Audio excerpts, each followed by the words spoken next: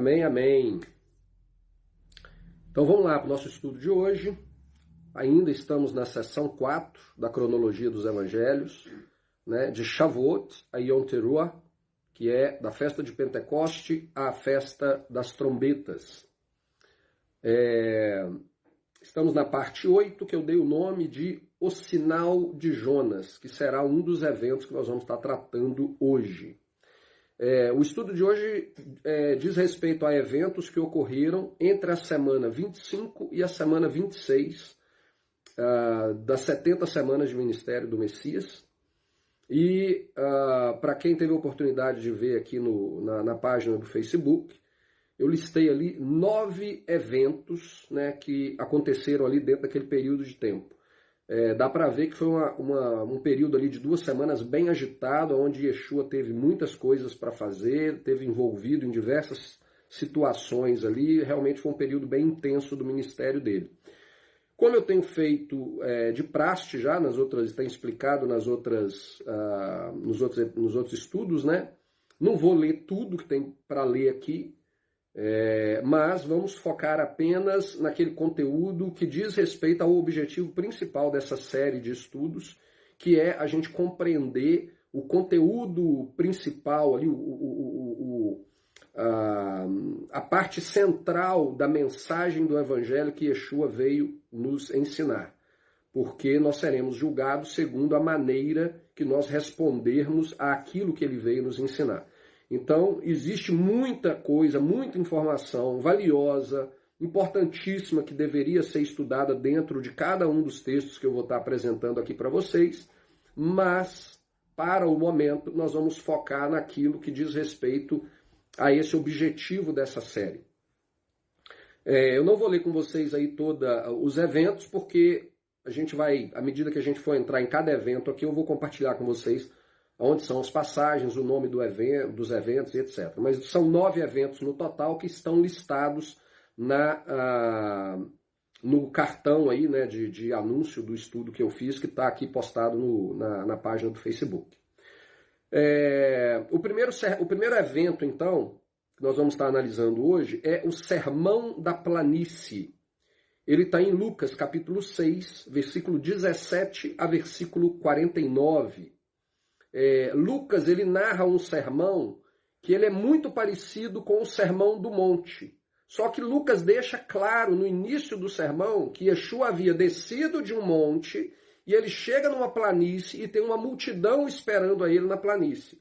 Se a gente ignorasse a cronologia dos eventos no ministério de Yeshua, a gente poderia até confundir um sermão com o outro, porque o conteúdo deles é praticamente o mesmo.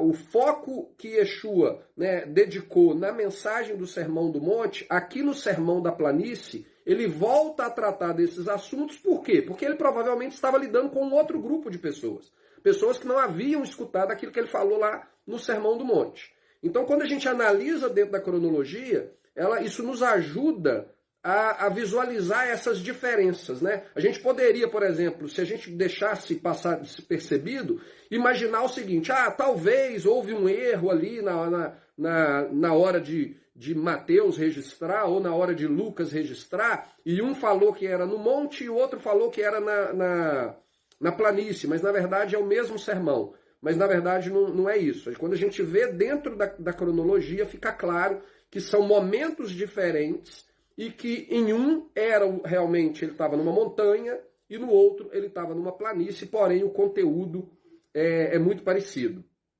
Eu vou ler com vocês aqui alguns textos que eu considerei importante a gente destacar aqui dentro desse Sermão da Planície. O primeiro dele é Lucas 6, 24 a 26, que diz o seguinte: Mas ai de vós ricos, porque já tendes a vossa consolação.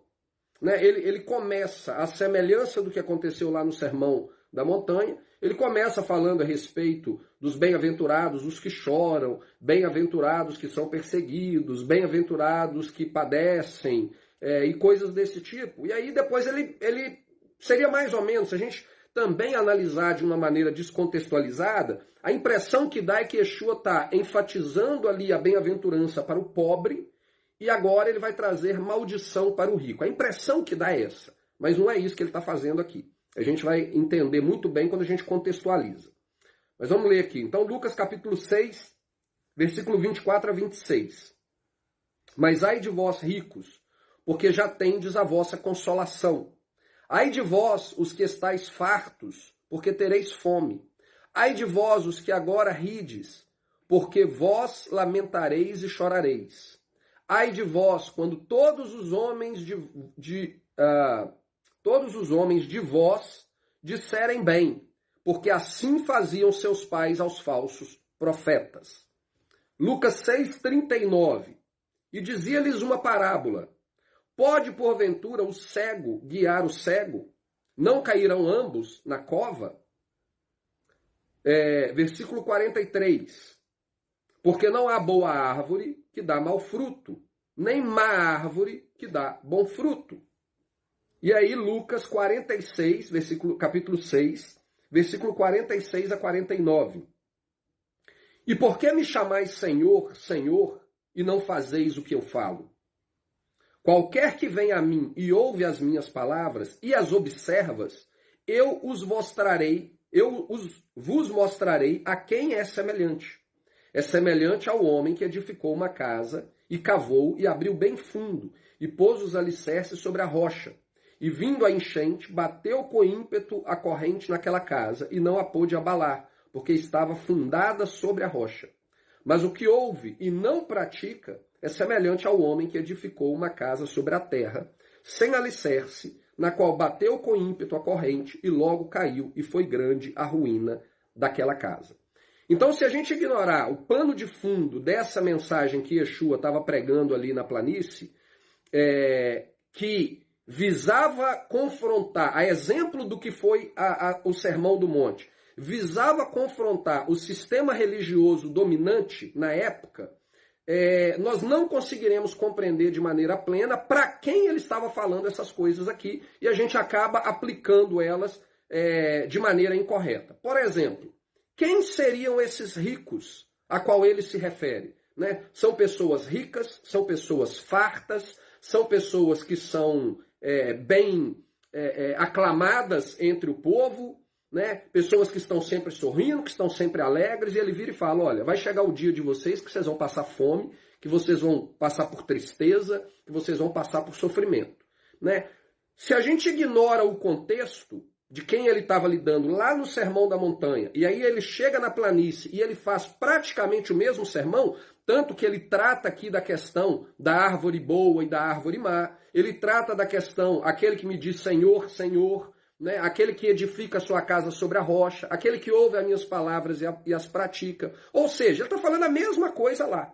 Só que para quem que ele estava fazendo lá? Ele estava confrontando o sistema religioso com a justiça de Deus. A justiça dos homens e a justiça de Deus. A justiça daqueles que buscam serem glorificados aos olhos dos homens, admirados aos olhos dos homens, e a justiça daqueles que se humilham na presença de Deus, sabendo que a recompensa que eles receberão de Deus é maior do que qualquer coisa que eles podem receber dos homens. E muitas vezes, por escolherem se submeter a Deus, eles são rejeitados e perseguidos pelos homens.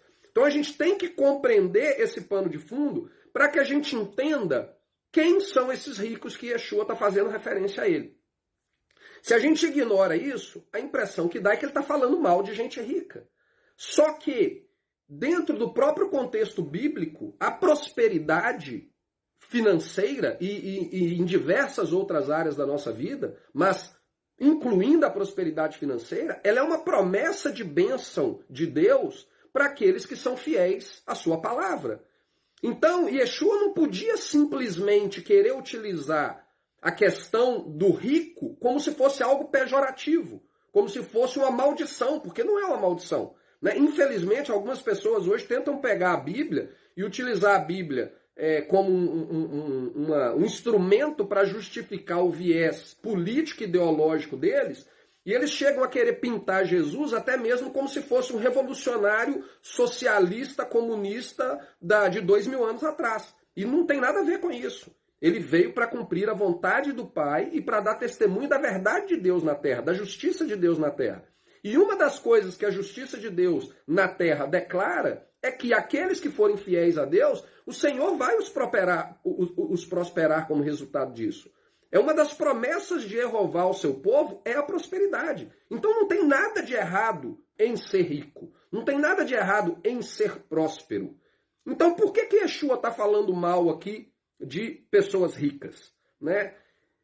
Quando a gente analisa dentro do contexto, nós vemos que aqueles que estão se enriquecendo são aqueles que estão deturpando a mensagem de Deus e estão conduzindo o povo ao abismo.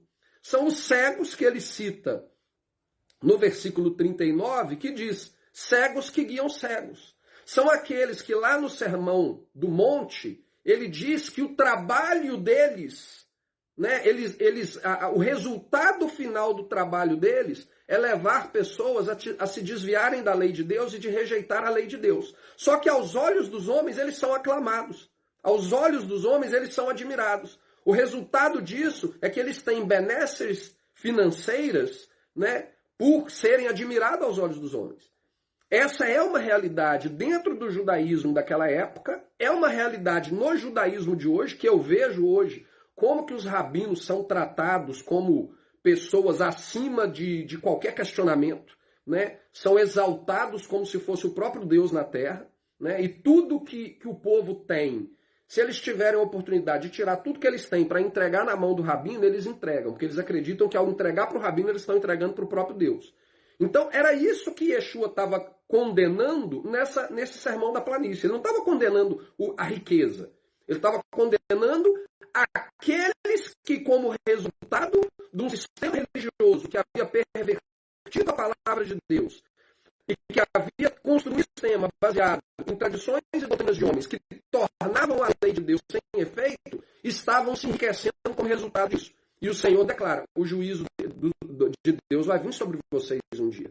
Existem pessoas que estão sendo perseguidas e odiadas por vocês porque não se submetem a vocês. Mas vai chegar o tempo que eles serão glorificados porque eles estão buscando ser fiéis a Deus e vocês serão destruídos. Porque não existe diferença entre vocês e entre o que acontecia com os falsos profetas no passado.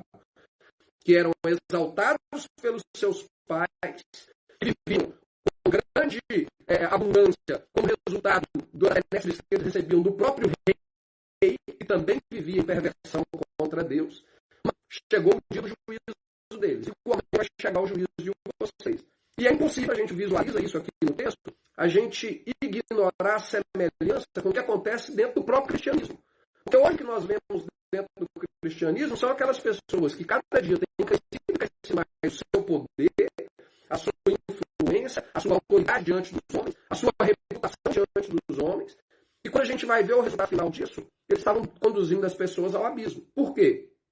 Porque estão pregando um evangelho sem a responsabilidade da obediência e submissão à lei de Deus. Estão trabalhando e o resultado do trabalho deles é construir algo que conduz à anomia, à rejeição da lei. Esses são os ricos a quem Yeshua está fazendo referência aqui. Então a gente tem que ter sempre esse contexto em mente para a gente compreender a palavra de Deus. Aí a gente chega no evento número 2, o servo do centurião. Mateus 8, versículos 5 a 13, e Lucas 7, versículo 1 a 10. Eu não vou ler nenhum trecho dessas passagens, mas só vou fazer um comentário com vocês aqui, que é curioso, é que quando a gente lê essas passagens, eu recomendo vocês que leiam a passagem em casa, a gente vê que existe uma semelhança entre o que acontece aqui e o que acontece com Pedro em Atos capítulo 10, quando ele vai à casa do centurião Cornélio, né? E ali o centurião Cornélio é batizado com o Espírito Santo. E nos leva até a questionar se esse centurião aqui não seria o centurião Cornélio. Eu acredito, apesar do texto não nos dizer, eu acredito que é bem provável, é boa a chance de que seja Cornélio, porque o texto mostra que esse centurião romano era alguém que era temente ao Deus de Israel. Em um determinado momento ele chega e fala, ele já até construiu uma sinagoga para a gente. Então era alguém que realmente tinha temor ao ponto de quando ele ouve falar a respeito das coisas que Yeshua estava fazendo, ele envia os seus servos até Yeshua para que ele curasse um dos seus servos. Então realmente era uma pessoa que tinha um coração bom, que tinha um desejo de conhecer a Deus, A palavra aqui nos evangelhos não nos dá o nome dele, mas aí quando chega no livro de Atos, que é o ministério de Yeshua tendo continuação a partir dos seus discípulos, dos seus apóstolos, a gente vê ali o primeiro gentio que tem a oportunidade de ser batizado com o Espírito Santo e fazer parte do povo de Deus é um centurião romano. Então acredito que são boas as chances de que esse centurião aqui, descrito aqui em Mateus 8, 5 a 13 e Lucas 7, 1 a 10, possa ser o centurião Cornélio. É algo assim bem curioso aqui nessa passagem. A gente chega no evento número 3, o filho da viúva, Lucas 7, versículo 11 a versículo 17. Nesse evento, Jesus, então, ele vê uma viúva ali que estava lamentando a morte do seu filho. Provavelmente ele era o único que tinha condição de tomar conta dela, e Yeshua se compadece da situação daquela viúva, e ele, então, toca não era caixão, né? Não era isso que eles usavam, eles enrolavam o corpo da pessoa em um lenço para poder colocar ela no sepulcro, e o texto nos diz que Yeshua toca então ali como que eu posso dizer? Naquela estrutura montada para fazer o sepultamento, e aquele jovem então, ele volta à vida, e isso fez com que a fama de Yeshua, que já havia se espalhado de uma maneira extraordinária, ela se tornasse ainda mais, tomasse ainda mais evidência, né, entre todos, porque ele havia ressuscitado uma pessoa dos mortos. Uma curiosidade que também nos chama a atenção aqui é o fato de que tocar em alguém imundo te torna imundo. Só que, principalmente para aqueles que estão procurando caminhar em obediência aos mandamentos de Deus, a gente tem que compreender que estar em um estado de imundície dentro do aspecto bíblico não é o mesmo que estar em pecado. Você pode estar em um estado de impureza e, como resultado disso, você desobedecer os parâmetros estabelecidos por Deus e você cometer um pecado. Por exemplo, na realidade do povo da época, se você estivesse em um estado de impureza, você não poderia ir ao templo e tocar em nada sagrado. Se você tocasse em alguma coisa sagrada, inclusive era pena de morte. Então, o fato de Yeshua ter tocado naquele homem e ter ressuscitado aquele jovem, o fato dele ter tocado nele, o corpo dele estava morto, aquilo fez com que Yeshua se tornasse impuro. Mas não fez com que ele cometesse nenhum tipo de pecado. Ele simplesmente se tornou em uma condição de que ele não poderia ir ao templo, né, e participar de nada considerado sagrado ali no templo. O que ele precisava fazer para que ele fosse no templo? Ele deveria passar pelo processo de purificação prescrito na lei para que ele pudesse estar novamente em um estado limpo e pudesse ir na presença de Deus. A gente viu sobre isso no estudo passado, quando a gente tratou da questão de Davi comendo o pão lá no templo, né, o pão da proposição, né, que era dos sacerdotes, e o sacerdote, antes de dar o pão para Davi, pergunta para ele: você e os jovens não tiveram contato com mulheres? Porque o simples fato do homem ter relação e a ejaculação, ele se torna impuro. Agora, ele não está em pecado por causa disso. Ele estaria em pecado se ele tocasse em algo sagrado. A mulher, durante o período da separação dela, ela está impura, mas não é pecado ela estar impura. Seria um pecado se durante o período da separação, conforme prescrito na lei, o marido e a mulher tiverem intimidade. Aí sim eles estariam cometendo um pecado que, inclusive, na palavra de Deus, é digno de morte. Em Levítico, se eu não me engano, Levítico 18 e 19, a intimidade entre o marido e a mulher durante o período da separação da mulher é equiparado e é listado no mesmo capítulo de Levíticos, juntamente com a prática da homossexualidade, a prática da bestialidade e o adultério. E muitas vezes as pessoas levam isso como se fosse algo que não tem importância, né? É algo secundário. Na verdade, dentro da visão cristã, isso foi completamente abolido. Mas peraí, estão ali no mesmo texto, no mesmo conteúdo, a mesma penalidade se aplica a todos eles, eu vou condenar todos os outros 3, mas esse aqui eu vou tirar fora. Por que eu vou tirar fora? Porque eu não tenho a correta compreensão da verdadeira mensagem do evangelho que Yeshua veio fazer e o verdadeiro propósito da nova aliança, que foi conduzir Israel ao arrependimento, por ter se desviado da aliança de Deus e dos mandamentos de Deus e retornar para uma vida em submissão aos estatutos e juízos de Deus. Então, quando a gente compreende isso, isso nos ajuda a entender, como o próprio apóstolo Paulo diz, né? Se eu não conhecesse a lei, eu não saberia que adultério é pecado. Se eu não conhecesse a lei, eu não saberia que ter relação com a minha esposa durante o período da separação dela é um pecado sério para Deus. Né? Se eu não conhecesse a lei, eu não saberia que tocar no corpo de uma pessoa morta e ir ao templo, que hoje não existe, então a gente não corre o risco de transgredir essa lei, de cometer este pecado. Mas naquele tempo de Yeshua, isso tinha o risco. Você tocar numa pessoa morta e ir até ao templo, você estava se colocando em uma condição que você poderia cometer um pecado grave, que seria até mesmo um pecado para a morte. Então a gente tem que ter esse entendimento do texto bíblico dentro do contexto para que a gente possa aplicar em cada situação o verdadeiro sentido que ela representa para a nossa vida.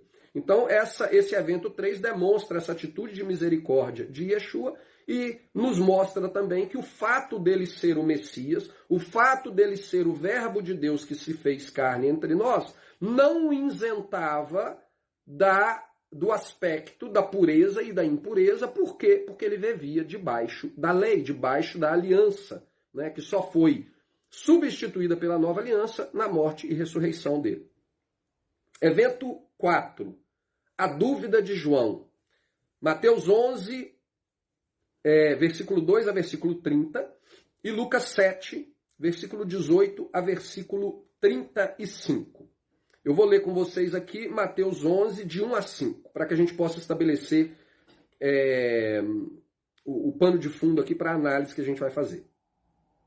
E aconteceu que, acabando Jesus de dar instrução aos seus 12 discípulos, partiu dali a ensinar e a pregar nas cidades deles. E João, ouvindo no cárcere falar dos feitos de Cristo, enviou 2 dos seus discípulos a dizer-lhe: És tu aquele que havia de vir, ou esperamos outro? E Jesus respondendo disse-lhes: Ide e anunciai a João as coisas que ouvis e vedes. Os cegos veem, os coxos andam, os leprosos são limpos, os surdos ouvem, os mortos são ressuscitados, e aos pobres é anunciado o Evangelho. Então, depois de ter ouvido a voz do céu, depois de ter dado testemunho aos fariseus e escribas de que esse é o Cordeiro de Deus que tira o pecado ao mundo, João se encontrava em uma realidade no qual ele veio a questionar até mesmo aquilo que ele tinha visto com os próprios olhos. Será que realmente? Será que eu me enganei? Né? Às vezes a gente pode ficar até meio estarrecido, né? Mas João, gente, ele era o profeta que foi enviado para preparar o caminho do Senhor. Ele ouviu a voz do céu. Ele deu testemunho de que ele era o Cordeiro de Deus. Como que agora ele manda o cara lá questionar? Será que a gente tem que esperar por outro? Será que eu me enganei? Mas quando a gente compreende a realidade em que ele estava vivendo, a gente consegue entender que realmente isso pode ter gerado dúvida nele. Imagina, ele aguardava aquele que viria restabelecer o reino de Israel, ele viria livrar Israel dos seus opressores, ele viria estabelecer Israel como realmente a nação santa, escolhida de Deus, que seria a nação sobre todas as nações da terra. Ele foi aquele escolhido por Deus desde o ventre materno para cumprir o propósito de preparar o caminho do Senhor. E aí agora ele estava numa prisão. Né? Para ele, na realidade dele, ele fala, cara, para mim isso aí não funcionou não. Talvez vai funcionar para os outros, mas para mim está dando tudo errado. Então é natural, né, pela nossa própria natureza carnal, pelas nossas emoções e tudo mais, que isso tenha levado João a questionar. E ele então envia esses 2 discípulos até Yeshua e fala, olha, pergunta a ele se realmente é ele, porque eu já não estou sabendo de mais nada. E aí Yeshua dá o testemunho para eles, fala com eles, olha, mostra para eles, fala para ele o que está acontecendo, que ele vai entender. Por que Yeshua cita tudo isso que estava acontecendo? Porque aquilo que ele estava cumprindo era aquilo que estava profetizado. Aquilo que os profetas já haviam anunciado que o Messias viria cumprir. Então ele vira para para os discípulos ali de João e fala o seguinte: olha, não é o que eu estou falando, é o que está acontecendo. Olha os fatos. Apresenta para ele os fatos que ele não vai ter dúvida alguma se realmente eu sou aquele que ele aguardava ou não. O curioso aqui é que no final dessa parte que a gente leu, Yeshua fala que ele, juntamente com os 12, né, porque o texto diz que ele saiu com os 12 para poder pregar na cidade deles, eles estavam anunciando o evangelho. E isso aqui tem que chamar a atenção da gente. Por quê? Porque muitas vezes, né, e a gente já tratou disso de maneira exaustiva nos episódios a respeito do evangelho do reino, mas muitas vezes nós somos confrontados a respeito do seguinte: pregar o evangelho é pregar Jesus Cristo morto e ressurreto. Isso é a pregação do evangelho. Porque aquele que crê que ele morreu e ressuscitou pelos seus pecados será salvo. E se resume a isso. Só que aqui, Jesus dá testemunho para João de que o evangelho estava sendo pregado e os discípulos dele não faziam ideia a respeito de morte e ressurreição. Eles não faziam ideia. A gente já viu isso anteriormente. Só depois que Yeshua ressuscita é que vem à mente deles que ele disse a respeito de que, no caso até aqui, a única coisa que ele tinha feito menção era que se vocês destruírem esse templo, eu o reerguerei em 3 dias. A única coisa que ele fez uma menção, mas que mesmo assim, para quem não entendia absolutamente nada a respeito de morte e ressurreição, aquilo ali não significava nada para eles, né? Mas como a gente vai ver hoje mais para frente, ele começa a ser um pouco mais específico a respeito da morte e ressurreição dele. Porém, o próprio texto bíblico ele nos mostra que só depois que Yeshua ressuscita e aparece para eles, é que eles finalmente creem na morte e ressurreição. Até lá, eles não faziam ideia do que era isso. Ou seja, quando o texto aqui nos diz que os 12, juntamente com Jesus, estavam pregando o evangelho, com certeza absoluta, eles não estavam pregando: acredite que Jesus vai morrer e ressuscitar pelos seus pecados e você será salvo. Não é isso. Por quê? Porque essa não é a mensagem do evangelho. Ou seja, a mensagem do evangelho não se limita a isso.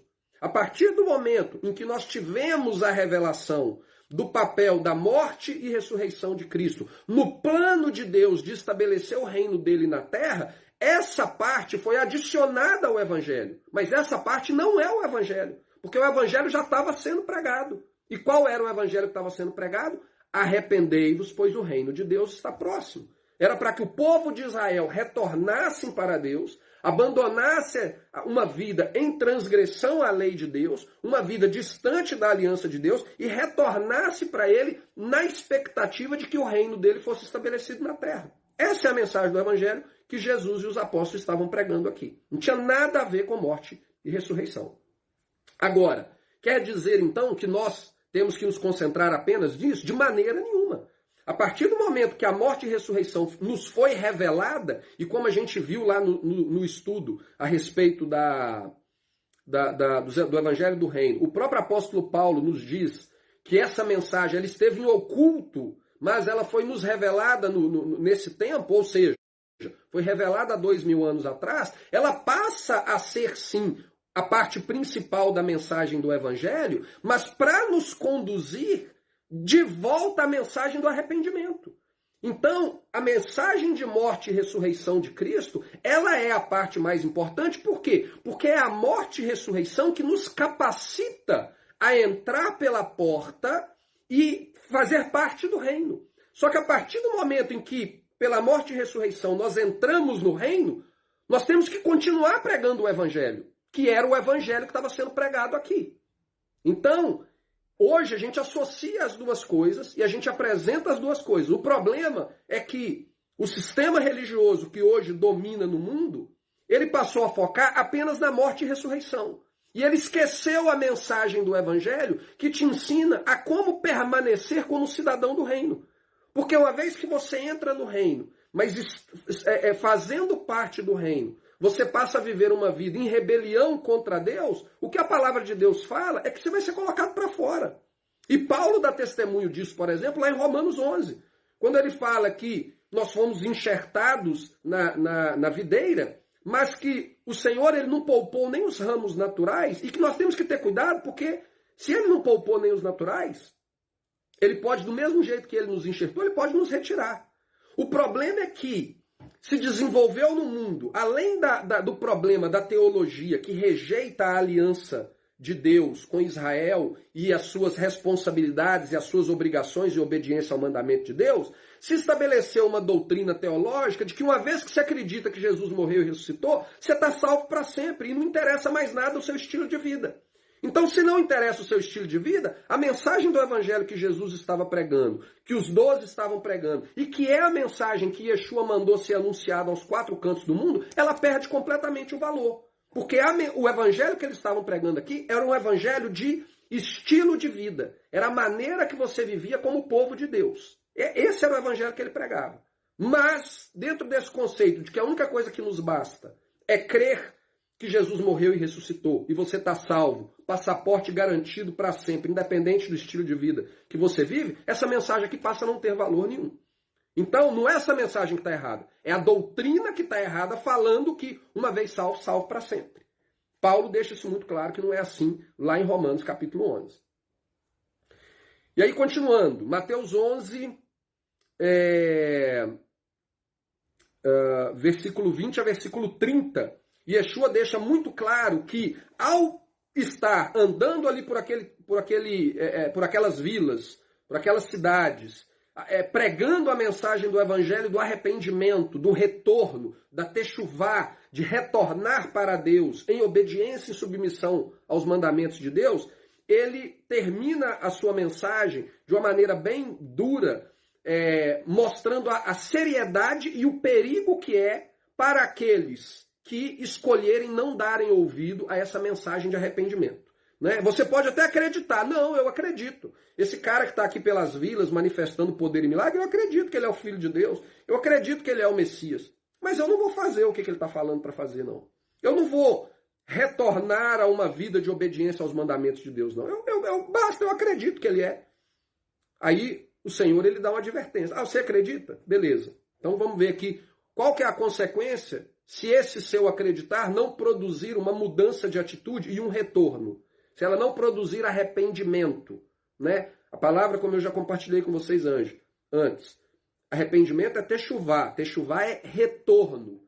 Se o crer em Yeshua não produzir um retorno para se tornar parte do povo de Deus e submisso à aliança, aos estatutos e juízos de Deus, o crer não valeu nada.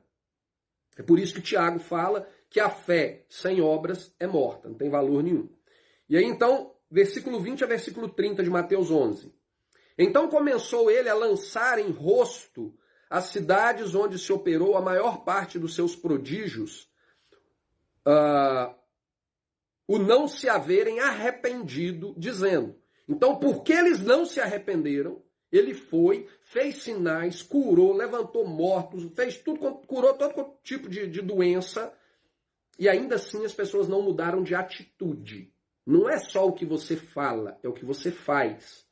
Por eles não terem se arrependido, ele falou, ai de ti, Corazim, ai de ti, Betsaida, porque se em Tiro e em Sidom, que são cidades gentílicas, fossem feitos os prodígios que em vós se fizeram, há muitos que se teriam arrependido com saco e com cinzas.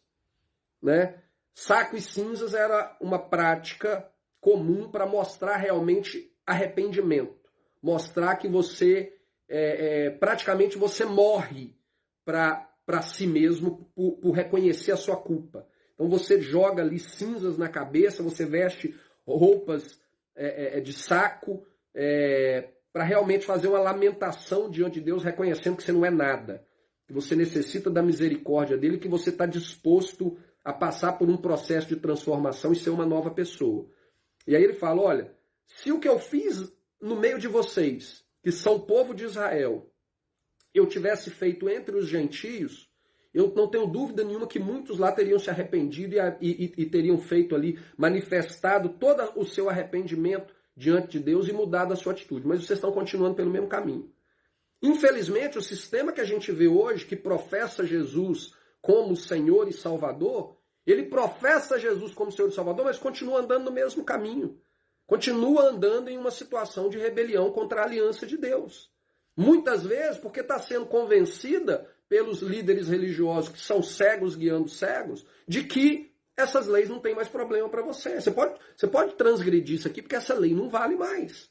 E nós vimos que esse não é o caso. Nos 2 últimos episódios, onde a gente tratou de que Jesus não veio para abolir a lei e o teste do falso profeta, a gente viu claramente que não é isso. Nenhuma vírgula da lei será omitida, será ignorada, enquanto existir céu e terra e enquanto todas as profecias contidas na lei e nos profetas não tiverem sido cumpridas. E nós sabemos que elas não foram cumpridas, né? E sabemos que o céu e a terra ainda estão aí.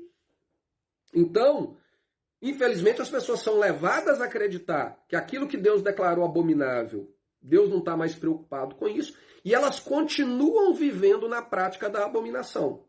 E, segundo as próprias palavras de Yeshua em Mateus capítulo 7, o resultado não vai ser bom. Por isso eu vos digo que haverá menos rigor para Tiro e Sidom no dia do juízo do que para vós. E tu, Cafarnaum, que te ergues até o céu, serás abatido até o inferno. Porque se em Sodoma tivessem sido feitos os prodígios que em ti se operaram, teria ela permanecido até hoje. E eu vos digo, porém, que haverá menos rigor para os de Sodoma no dia do juízo do que para ti. Naquele tempo, respondendo Jesus, disse: Graças te dou, ó Pai, Senhor do céu e da terra, que ocultaste essas coisas aos sábios e entendidos e as revelastes aos pequeninos. Sim, ó Pai, porque assim te aprouve. Todas as coisas que me foram entregues por meu Pai, e ninguém conhece o Filho senão o Pai, e ninguém conhece o Pai senão o Filho, e aquele a quem o Filho a quiser revelar.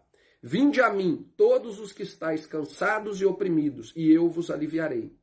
Tomai sobre vós o meu jugo, e aprendei de mim, que sou manso e humilde de coração, e encontrareis descanso para as vossas almas, porque o meu jugo é suave e o meu fardo é leve.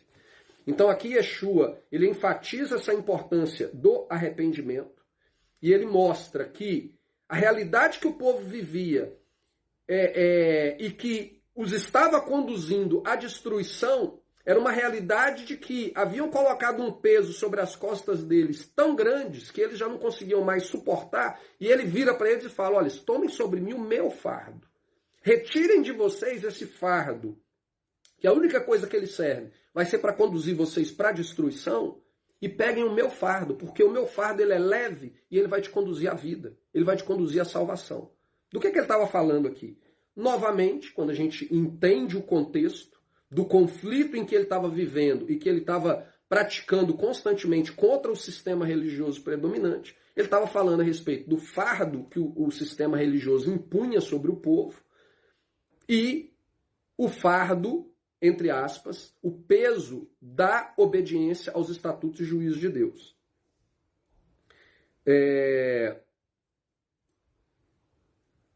Continuando. Deixa eu só ver. Tá, isso mesmo. O próprio Yeshua ele deixa isso claro. A gente já comentou isso no episódio passado. Mateus capítulo 23, versículo 1 a 4. Então falou Jesus à multidão e aos discípulos, dizendo: Na cadeira de Moisés estão assentados os escribas e fariseus. Todas as coisas, pois, que vos disserem que observais, observai-as e fazei-as. Mas não procedeis em conformidade com as suas obras, porque dizem e não fazem.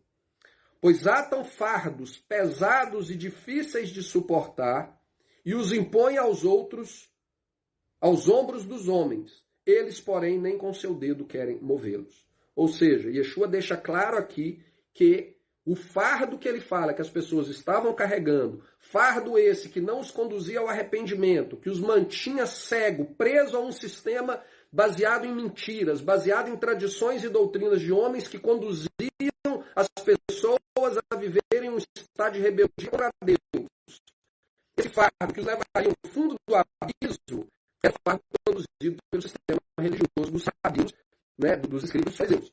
Em Atos 15, 10, lá no primeiro concílio chamado, no primeiro concílio da igreja, eles voltam a falar disso, mas aí no caso Pedro fala a respeito disso. Agora, pois, por que tentais a Deus, pondo sobre a cerviz dos discípulos um jugo que nem nossos pais, nem nós podemos suportar. Infelizmente, as pessoas interpretam isso aqui como se fizesse referência à lei de Deus. Mas, na verdade, não é a lei de Deus, é a lei dos homens. Ela é um fardo. Porque você tem que ficar se submetendo a outro homem que é igual a você, isso é um fardo realmente pesado. Você ser dominado por outros homens, esse realmente é um fardo pesado. A nossa submissão, ela deve estar única e exclusivamente a Deus e a Messias, aquele que ele enviou. Ele é o nosso cabeça, ele tem autoridade sobre nós, e não homem algum. Né? Nós, e eu me incluo nisso, que temos a oportunidade de compartilhar a mensagem com vocês, nós estamos fazendo o trabalho de servo. Nós não estamos fazendo o trabalho de Senhor. Mas, infelizmente, as pessoas hoje em dia acham que o fato de alguém ter a capacidade de pegar, ler, interpretar e ter a facilidade de transmitir a mensagem faz dele senhor. Não é. Isso aqui é o trabalho de servo. É o trabalho do servo. É a gente está lavando o chão, a gente está esfregando o chão, a gente está limpando o banheiro. É o trabalho duro é esse aqui. Para quê? Para que a gente possa transmitir a mensagem e prestar um serviço para o corpo. Mas, infelizmente, as pessoas querem que, porque elas têm a capacidade, né, infelizmente, acham que têm a capacidade. Porque se estão pregando anomia, estão pregando mentira, então, na verdade, capacidade não tem nenhuma. Principalmente se são cegos guiando cegos. Mas aqueles que acham que têm a capacidade de serem instrumentos na mão de Deus, de servirem o povo, acham que, na verdade, eles têm que ser servidos pelo povo. Para poder se enriquecerem, para poder se fartarem, para poder viver uma vida abundante. Mas, infelizmente, o juízo deles está reservado se eles não se arrependerem. Porque, da mesma maneira que para essas cidades que Yeshua condena aqui, o preço vai ser mais caro para eles, porque eles tiveram oportunidade de viver dentro de uma nação no qual os oráculos de Deus foi revelado para eles, aqueles que hoje estão dentro das igrejas, e principalmente aqueles que estão ensinando dentro das igrejas, que têm acesso à informação, que têm acesso ao material de estudo, mas que continuam vivendo na prática da anomia, da rejeição à lei de Deus, produzindo algo que conduz pessoas a viverem na rejeição à lei de Deus, eles serão tão julgados quanto esses dessa cidade aqui. Ou seja, o juízo sobre eles será maior do que o juízo sobre Sodoma e Gomorra. E a gente tem que ficar muito atento com relação a isso. João 5,3, porque este é o amor de Deus, que guardemos os seus mandamentos, e os seus mandamentos não são pesados. Por isso que Yeshua fala, tomai o meu fardo, porque o meu fardo não é pesado. Por que não é pesado? Porque são os mandamentos do meu Pai. Quando a gente se submete àquele que criou os céus e a terra, que nos dá a vida, que nos sustenta, e que tem o poder de tirar a nossa vida, na hora que ele bem quiser, nos submetermos à vontade dele é um prazer, não é um peso. Agora, quando eu tenho que me submeter à autoridade de outro homem que está inventando as regras dele e que está impondo as regras dele a mim, aí não dá. Aí é um peso, é chato, é cansativo, é insuportável. E era essa a realidade que o povo vivia naquela época e a realidade que nós vivemos hoje dentro de um sistema religioso que comete o mesmo erro do judaísmo do passado, que é, através de tradições e doutrinas de homens, fazer com que a lei de Deus não tenha efeito algum. Chegamos ao nosso evento 5. Yeshua tem seus pés lavados. Lucas 7, 36 a 50. Novamente, não vou ler nenhuma passagem aqui, mas para que a gente possa construir essa cronologia, é importante que eu destaque esses eventos. Né? Não basta simplesmente deixar para lá. A gente tem, para que a gente possa fazer a leitura bíblica de maneira correta e organizada, é importante que eu destaque esses eventos aqui para vocês. Nesse evento é aquele episódio onde a mulher chega ali aos pés de Yeshua, chorando, começa a chorar, lava os pés dele com a própria lágrima, né, e depois ela pega ali um balde de óleo caríssimo, derrama nos pés dele, enxuga com o cabelo dela e tal. E naquele momento ali, Yeshua estava tendo um jantar na casa de um fariseu. O fariseu acaba repreendendo a mulher. Você está louca? Você sabe o preço disso? E Yeshua vai e o corrige e fala, olha, você não faz ideia o que ela está fazendo para mim. E outra coisa, ela tem os pecados dela perdoados e os pecados dela são muitos. E a quem muito é perdoado, muito lhe dá de volta, né? Retribui. Quem reconhece que realmente ele não é nada diante de Deus e que Deus, através da graça e misericórdia dele, estendeu os braços para nos salvar, essa pessoa vai querer retribuir a Deus de uma maneira enorme. Agora, aquele que já se acha, eu tenho pouca coisa, eu sempre fui uma pessoa boa. Eu sei que eu tenho uma coisinha aqui ou outra ali para corrigir, mas eu sempre fui uma pessoa boa. Essa pessoa, quando ela for perdoada, a perspectiva que ela vai ter é de que ela tinha tanta coisa pouca para ser perdoada, que ela não tem também que entregar muito como resultado desse perdão. E Yeshua joga isso na cara ali daquele fariseu que havia oferecido o jantar para ele, mas que não entendia o significado do que seria a misericórdia e a graça de Deus em perdoar os pecados e a atitude daquela mulher como resultado disso. A gente chega no evento 6. Yeshua viaja com os 12 apóstolos e com algumas outras pessoas, incluindo uma mulher, que provavelmente é a mesma mulher que havia lavado os pés dele nos versos anteriores. Essa passagem está em Lucas capítulo 8, versículo 1 a 3, e ele viaja então para poder pregar o evangelho, e uma mulher se junta ali ao grupo, muito provavelmente essa mesma mulher que havia lavado os pés dele. A gente chega então ao evento 7. A cura de um cego surdo. O homem ele era cego e surdo, e Yeshua cura ele daqueles dois problemas. Mateus 12, 22 a 23. O texto diz o seguinte: trouxeram-lhe então um endemoniado, cego e mudo. Eu coloquei aqui surdo, mas ele era cego e mudo. Inclusive na minha imagem lá está errado também. Cego e mudo. De tal modo o curou, que o cego e mudo falava e via.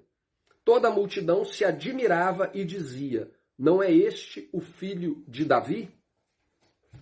Por que eles falaram filho de Davi aqui? Porque dentro do conceito hebraico, o termo filho de Davi é a mesma coisa de você dizer o Messias. Para um judeu, se você chegar para ele e falar com ele: olha, Jesus é o filho de Davi, ele sabe que você está virando para ele falando com ele: Jesus é o Messias prometido. Porque para eles, o filho de Davi, dentro do contexto profético, é aquele que viria para cumprir as profecias com relação ao estabelecimento, né, ao reestabelecimento, a reunificação da nação de Israel. Então, quando eles veem Jesus fazer essa cura e falam: não seria esse o filho de Davi? O que as pessoas estavam falando é o seguinte: cara, não é esse o Messias? Esse cara é o Messias, não tem outra explicação. E por que eles fizeram isso? Porque esse tipo de cura é aquilo que estava profetizado nos profetas. Isaías 35, 3 a 5. Fortalecei as mãos fracas e firmais os joelhos trementes. Dizei aos turbados de coração: sede fortes, não temais. Eis que o vosso Deus virá com vingança, com recompensa de Deus ele virá e vos salvará. Então os olhos dos cegos serão abertos, ou os ouvidos dos surdos se abrirão. Então, ao ver essas coisas se tornarem uma realidade diante dos olhos do povo, eles perceberam que as profecias estavam se cumprindo na vida daquela pessoa. Evento 8. Evento 8 não é o tema do nosso estudo, mas é um ponto importante aqui dentro do estudo, que é a questão da blasfêmia contra o Espírito. Isso está descrito em Mateus capítulo 12, 22 a 23. Deixa eu só abrir aqui Mateus 12. Eu quero só confirmar se na minha Bíblia está escrito surdo ou mudo. E, Milene, você pega para mim aqui o cronológico gospel? Só para mim confirmar aqui, porque eu estou com dúvida nessa história aqui do surdo e do mudo.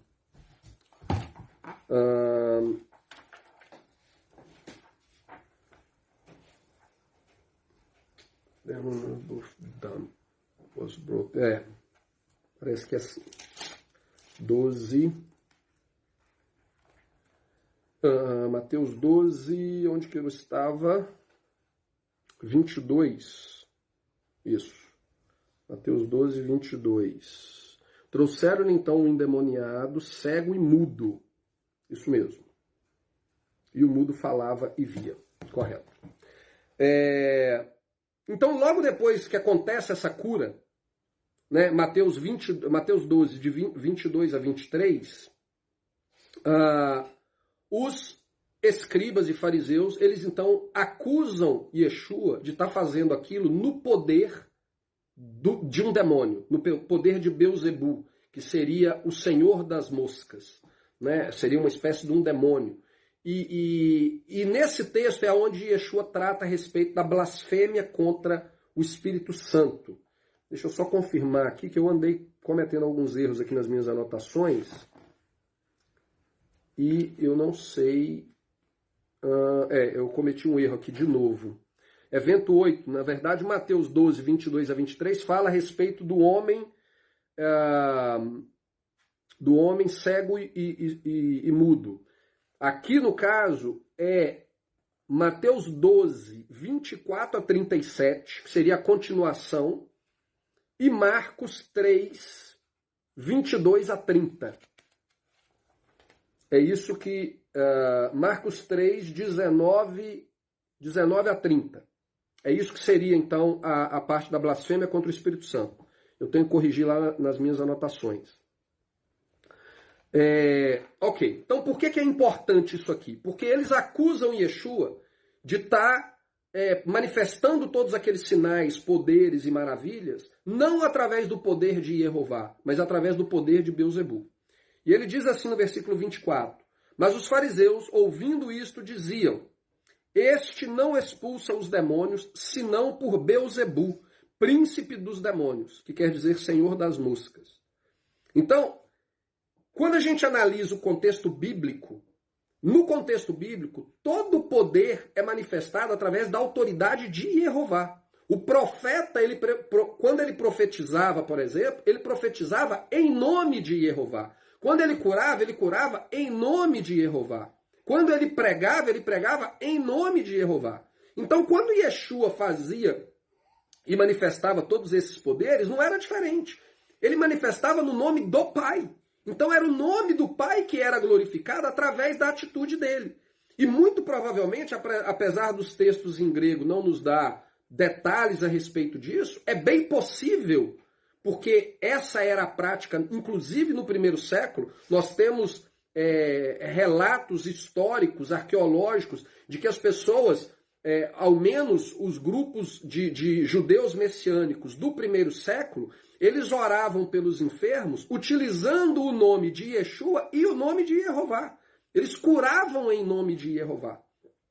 E apesar do texto não nos dar evidência clara a respeito disso, o que o texto nos leva a crer aqui é que Yeshua estava curando em nome de Jeová e os fariseus vieram e falaram, você está curando em nome de Beuzebu e não no nome de Jeová.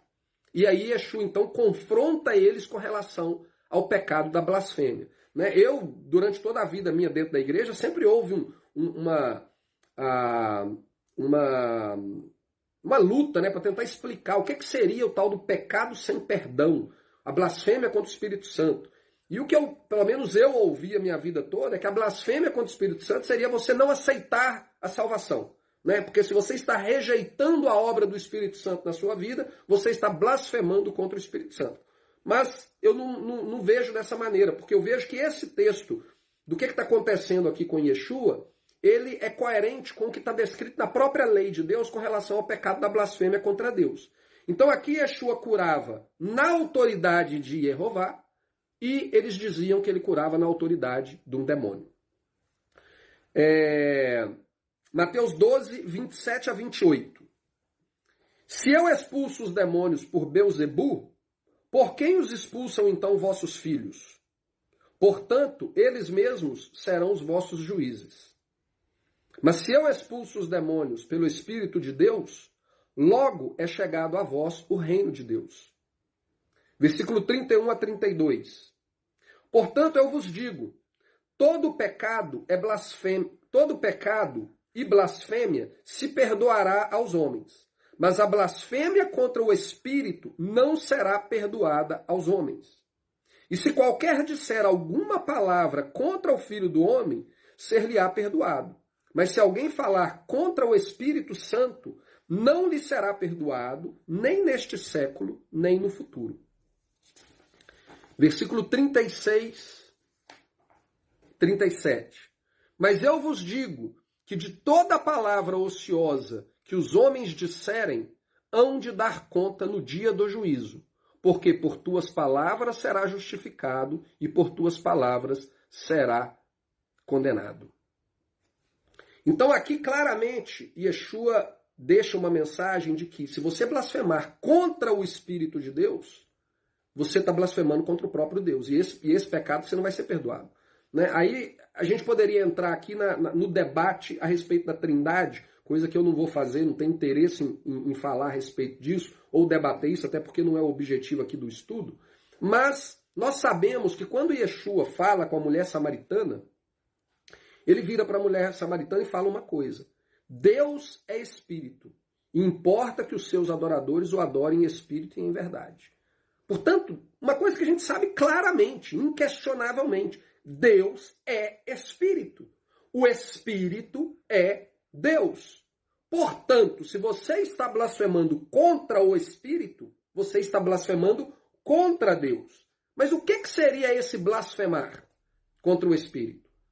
A única maneira da gente compreender é se a gente for na fonte que Yeshua tinha para poder estabelecer os seus parâmetros de juízo e de justiça e de como determinar pecado. Ele não criava da cabeça dele. Ele não veio para acrescentar a lei e nem diminuir da lei. Ele veio para cumprir a lei, a mínima vírgula da lei. A gente tem que ter isso muito bem claro na nossa mente. Se ele veio acrescentar ou ele veio diminuir, ele está destruindo a lei. E ele deixou claro, eu não vim destruir, eu vim cumpri-la, eu vim ensiná-la na sua plenitude. E aqui, novamente, a fonte que ele tem de informação para justificar o seu ensinamento com relação à blasfêmia contra o Espírito de Deus, que é o próprio Deus, é a lei e os profetas. E isso está descrito em... acho que eu anotei errado. Onde que está? Aonde que está? Ah, tá. Isso está descrito em Levíticos, capítulo 24, versículo 11 a 16, que diz o seguinte: Então o filho da mulher israelita blasfemou o nome do Senhor, blasfemou o nome Yehová. Então ele pegou o nome Yehová e utilizou o nome Yehová de uma maneira que imprópria, né? E aí ele fala, ele blasfemou o nome de Yehová e o amaldiçoou. Por isso, trouxeram a Moisés, e o nome da sua mãe era Selomite, filha de Dibri, da tribo de Dan. E eles o puseram na prisão, até que a vontade de Yehová lhe pudesse ser declarada. E falou o Senhor a Moisés, dizendo: Tira o que tem blasfemado para fora do arraial, e todos os que ouviram porão as suas mãos sobre a sua cabeça, então toda a congregação o apedrejará.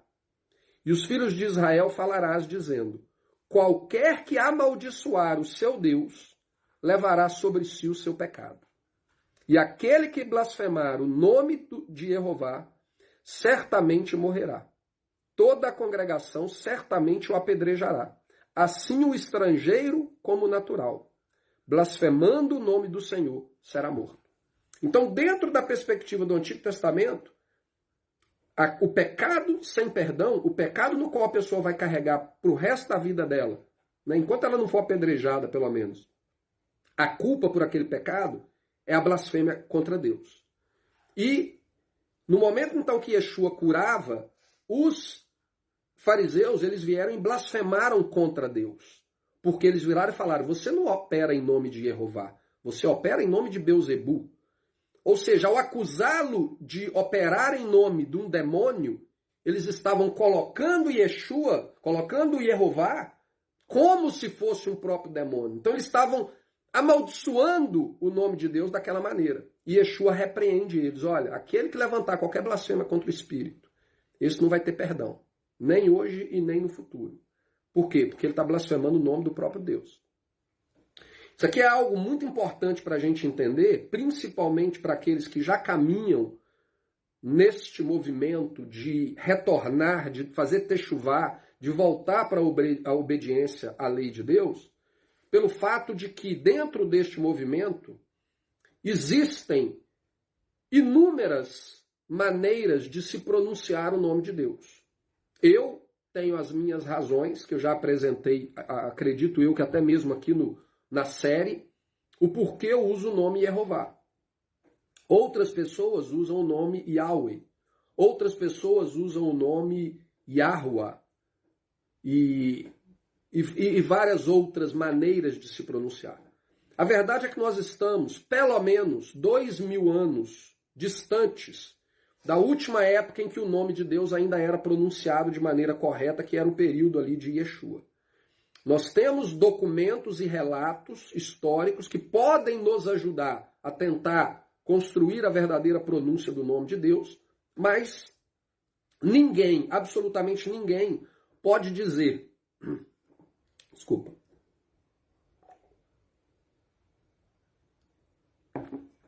sem nenhuma sombra de dúvida, que a pronúncia dele é a única e exclusiva e absolutamente verdadeira pronúncia. Portanto, seja qual for a pronúncia e o motivo que te levou a escolher aquela pronúncia, o mínimo que nós devemos fazer é respeitar aqueles que têm pronúncia diferente.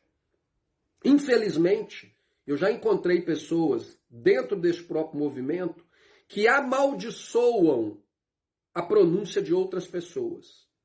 Por exemplo, o próprio nome Yehová, certa vez eu eu li em um texto de uma pessoa que se declara seguidora de Yeshua e obediente à lei de Deus, de que o nome Yehová, que o diabo se alegra no inferno quando alguém usa o nome Yehová, porque o nome Yehová é um nome de maldição.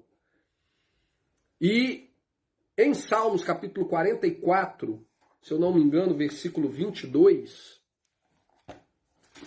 deixa eu abrir aqui, Salmos 44, 22, 20, Salmos 44, 20 nos diz o seguinte: se nós esquecemos o nome do nosso Deus e estendermos as nossas próprias mãos para um Deus estranho, porventura não esquadrinhará Deus isso? Pois ele sabe o segredo do nosso coração. O que é que o texto está dizendo aqui em Salmos? Se a gente esquecer o nome do nosso Deus, fomos levados para o cativeiro, 2000 anos dispersos, crescemos entre os gentios, o nome de Deus desapareceu, ninguém mais pronuncia.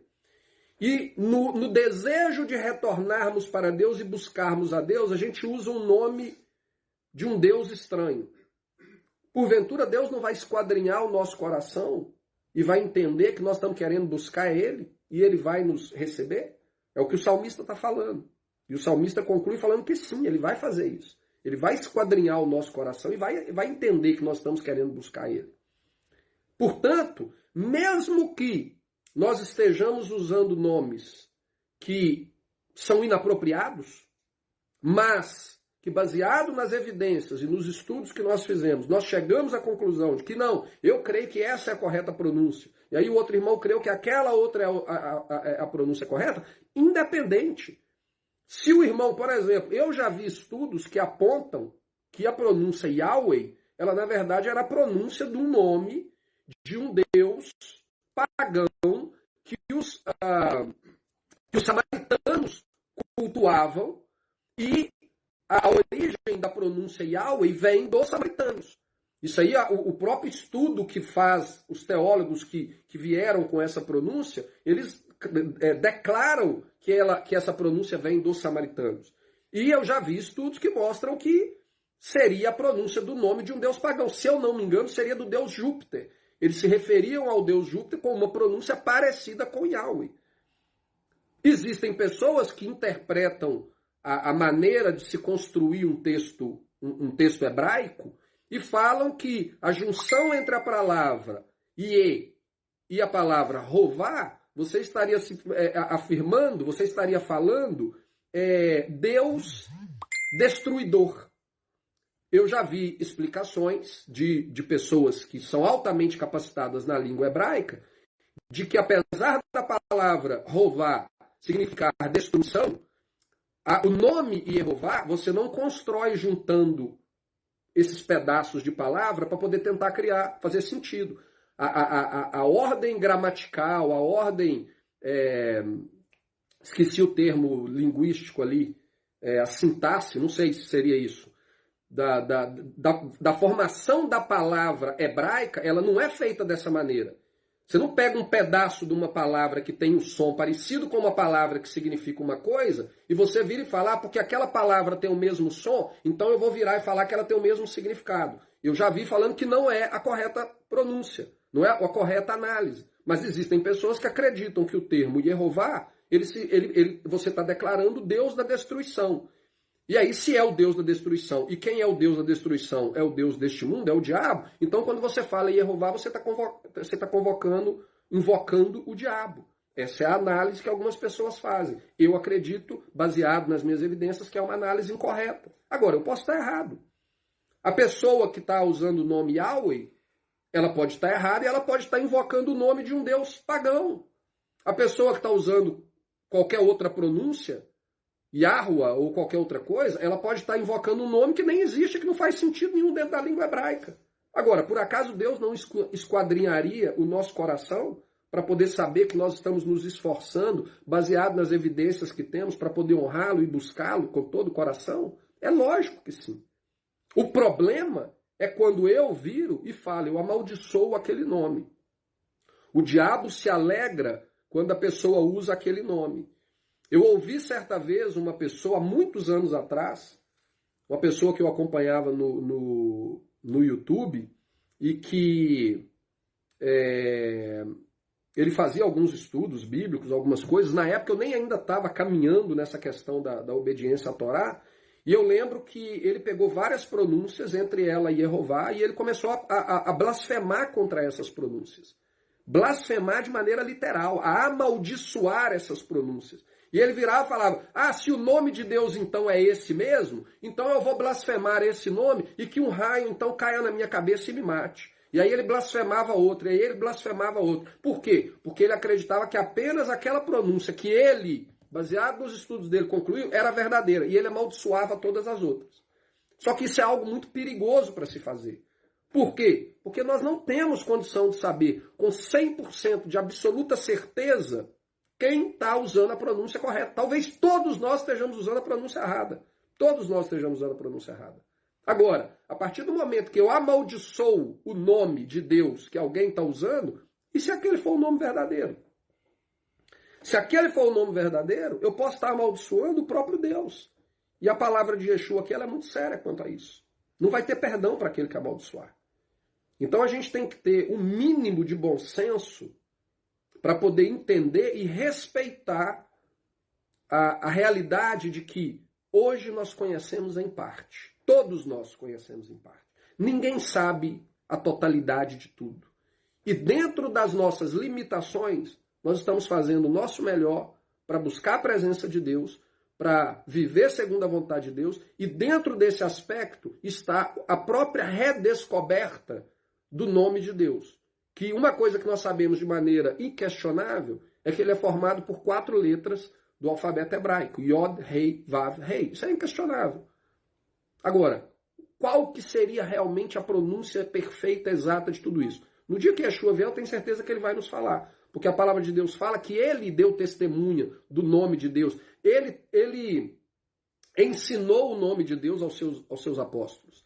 Não lembro exatamente aonde está a passagem, mas por 2 vezes no Novo Testamento fala a respeito disso. Ele declarou o nome de Deus aos seus apóstolos. Né? E a própria oração do Pai Nosso que estás nos céus, santificado seja o teu nome. Como que eu vou santificar um nome que eu não faço ideia de qual nome seja? Como que eu vou separar, né? A palavra santificar quer dizer separar. Como que eu vou santificar um nome que eu não faço a menor ideia de qual que seja? Portanto, Yeshua ensinou aos seus discípulos qual seria o nome correto.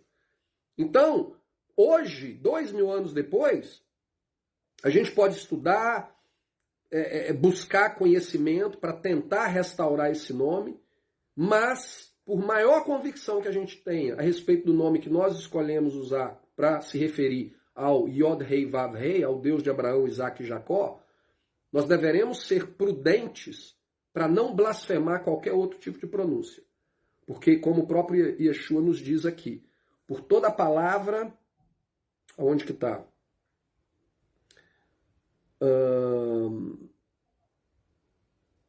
Mas eu vos digo que de toda palavra ociosa que os homens disserem, hão de dar conta no dia do juízo. Porque por tuas palavras será justificado e por tuas palavras será condenado.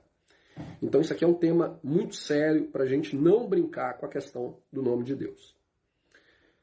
E aí a gente chega no evento final do nosso estudo de hoje, o sinal do profeta Jonas. Mateus 12, 38 a 45. Logo após esses eventos, né, de Mateus, deixa eu ver aqui, eu cometi esses erros aqui, Mateus, tinha terminado no 37, agora 38 a 45. Então, logo após essa questão aqui da blasfêmia contra o Espírito Santo, os fariseus chegam a Yeshua e pedem a ele um sinal. Que sinal que você pode nos dar para poder provar que você tem autoridade para fazer o que está fazendo? Né? Eles falam o seguinte: então alguns dos escribas e dos fariseus tomaram a palavra dizendo: Mestre, quiséramos ver da tua parte algum sinal. É muito estranho quando a gente vê eles falarem isso, porque ele tinha acabado de fazer milhares de sinais. Ele vinha já há 26 semanas fazendo sinais, prodígios, maravilhas, ressuscitando pessoas, curando enfermos, restaurando a vida de centenas, de milhares de pessoas. O texto fala que em alguns momentos pessoas vinham de todos os cantos de Israel e dos países vizinhos a Israel, e ele curava a todos, todo mundo. Aí a gente vai ler aqui: Senhor, a gente queria que você fizesse um sinal para a gente. Tipo assim, não faz sentido eles perguntarem isso depois de tantos sinais. Só que quando a gente compreende o contexto, a gente sabe que o que eles estavam querendo, na verdade, não era mais um sinal. Eles não precisavam de mais um sinal. Sabe o que eles estavam querendo ali? Eles queriam a carta de recomendação dele. Eles queriam a carta de recomendação que escrevesse assim: o fulano de tal, membro da sinagoga tal, nós o estamos enviando para a região da Galileia, e nós reconhecemos que ele é um bom seguidor dos princípios judaicos, submisso à autoridade rabínica, não transgride nenhum dos mandamentos, doutrinas e tradições estabelecidas por homens, e nós, como corpo da nação escolhida de Deus na terra, recomendamos o irmão Jesus, o irmão Yeshua, para que agora ele faça parte da congregação de vocês. Era essa a expectativa deles. Eles não precisavam mais de sinais. Eles precisavam era de uma carta de recomendação que provasse que ele seria um cordeirinho mansinho submisso a eles. Era isso que eles estavam buscando. Não estavam buscando mais sinais, não precisava de mais sinais. E Yeshua entendia a intenção do coração deles. Ele entendia o que eles estavam esperando. E aí ele responde para eles da seguinte maneira: mas ele lhes respondeu e disse: uma geração má e adúltera pede um sinal. Porém, não se lhe dará outro sinal, senão o sinal do profeta Jonas.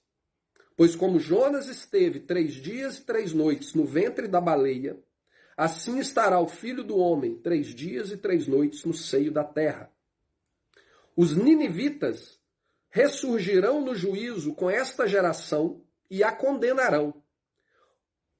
É curioso, né? Os ninivitas, eles vão ressuscitar e vão te condenar. E os ninivitas nem israelitas eram.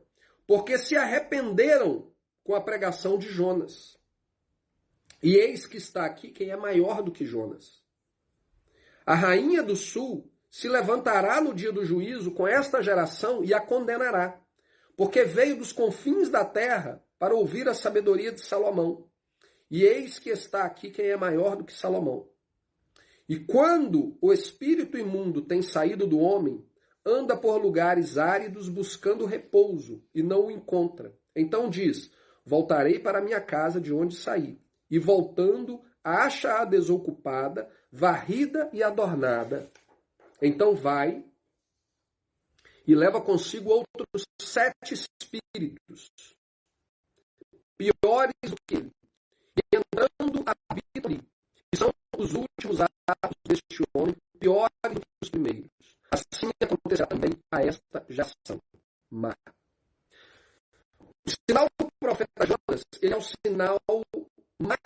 repetido, ele é a profecia mais repetida por Yeshua durante todo o seu ministério. Ele é o único sinal dado por Yeshua para provar a sua autoridade e a sua autenticidade. Infelizmente, aqueles que hoje se declaram porta-vozes de Jesus na terra, parte do povo de Deus na terra, ignora a importância desse sinal, o distorce e o destrói completamente ao afirmar que Jesus teria morrido numa sexta-feira e ressuscitado no domingo. Porque se ele morreu numa sexta-feira e ressuscitou no domingo, as palavras de Jesus nunca se cumpriram segundo aquilo que ele profetizou. De maneira exata, de maneira perfeita, de maneira clara. E se elas não se cumpriram, isso faz dele um falso profeta. E o sinal que ele deu, que ele deixou claro, o único sinal que vocês vão ter é esse sinal. De que durante 3 dias o Filho do Homem estará no seio da terra e ao terceiro dia ele vai ressuscitar. E nós vamos ver mais para frente a respeito disso. E se a gente desconstrói esse sinal dado por ele, a gente está jogando no lixo a única prova que ele nos deu de que ele é o Messias verdadeiro. E aqueles que dizem ser seguidores do Messias estão jogando essa prova no lixo e falando, ela não serve para nada. Isso é uma coisa menor, eu não preciso disso para me provar nada não. Quem precisava eram os fariseus, eu não preciso. A questão é, se você não é capaz de visualizar o sinal que Yeshua nos deu, então existe alguma coisa com a sua compreensão a respeito de quem é o próprio Yeshua. E se você estiver enganado? E se você estiver achando que Yeshua te ensinou uma coisa e na verdade ele te ensinou outra? E se você estiver achando que Jesus veio para acabar com a lei, mas na verdade ele veio ensiná-la na sua plenitude? E se você estiver achando que você vai entrar nos céus simplesmente por declarar que Yeshua é o seu Senhor e Salvador, e ele vai virar para você e falar, eu não te conheço, você que vive na prática da iniquidade, da anomia. Então, se a gente ignora uma palavra de Yeshua, porque a gente acha que ela não tem importância para a gente, quem sabe a gente está ignorando várias outras que a gente também acha que não tem importância para a gente, e isso vai, na verdade, nos conduzir à perdição e não à salvação. Então, é extremamente importante que a gente compreenda esse sinal de Yeshua. Eu tenho um estudo meu que eu fiz alguns anos atrás, que está no canal do YouTube, que chama O Mistério da Páscoa. Nessa série, o meu filho Aleph até participa comigo, ele estava com 3 aninhos mais ou menos, e ele participa comigo lá na maneira como a gente apresentou o Mistério da Páscoa. E a gente trata de maneira detalhada do que é o sinal do profeta Jonas. E eu vou voltar a fazer isso quando a gente chegar no final dos evangelhos e a gente for tratar ali da morte e ressurreição de Cristo. Mas hoje eu vou dar uma palhinha, fazer uma análise bem superficial. Se vocês já quiserem compreender a questão do sinal do profeta Jonas, vai no canal do YouTube Tempo de Restaurar e procure lá o Mistério da Páscoa. São 2 episódios de mais ou menos, acho que meia hora cada um. E você vai compreender todos os detalhes que envolvem a questão da ressurreição e a morte e ressurreição de Yeshua. Mas esse tema é algo que a gente precisa tratar aqui. Não vou deixar só para lá. Então, de maneira superficial, eu quero apresentar para vocês aqui as possibilidades dessa profecia terem se cumprido na pessoa de Cristo. Porque se ela não se cumpriu, ele então não é o Cristo. Se ela não se cumpriu como ele falou, ele então é um falso profeta, ele mentiu, ele fez uma profecia que não veio a se cumprir, portanto, isso o desqualifica para ser aquele que veio pagar o preço dos nossos pecados. Se nós cremos que ele é o Messias, nós temos que encontrar as evidências que mostram que essa profecia se cumpriu de maneira literal, da maneira como ele disse.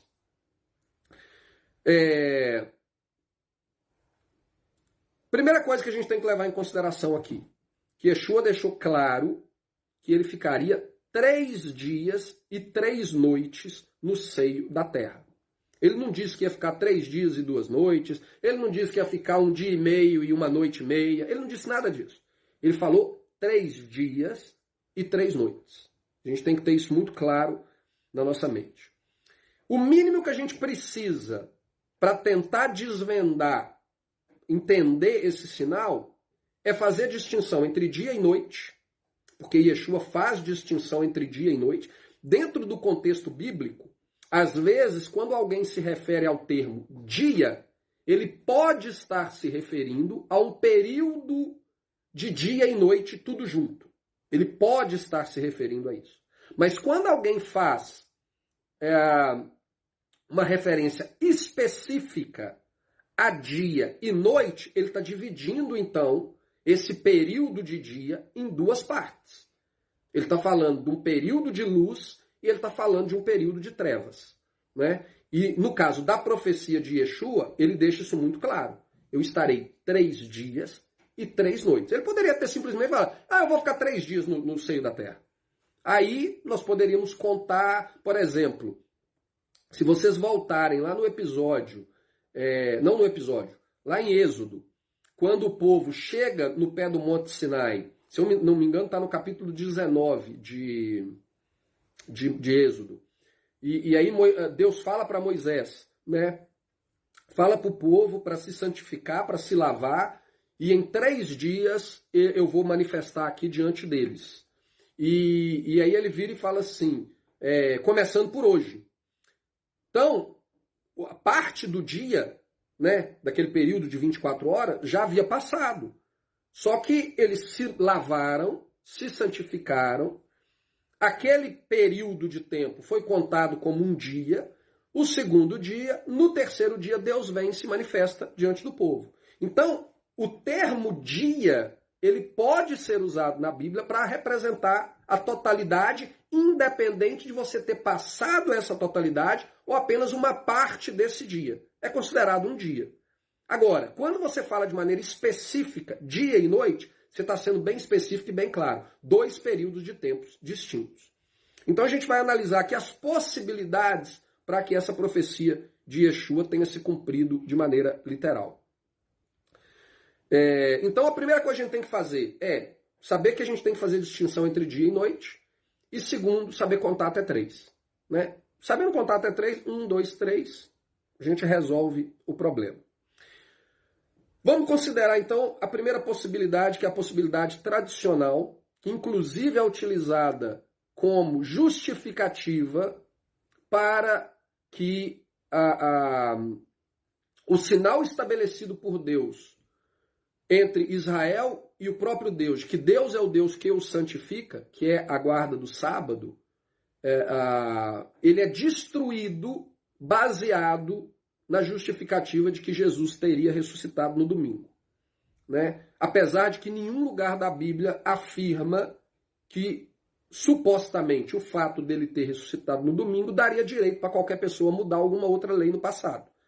Não dá. Não existe uma passagem bíblica que fala isso. Mas o catolicismo, e no catecismo católico existe isso de maneira bem específica, a justificativa que eles dão de que o sábado foi passado para o domingo é que Jesus teria ressuscitado no domingo.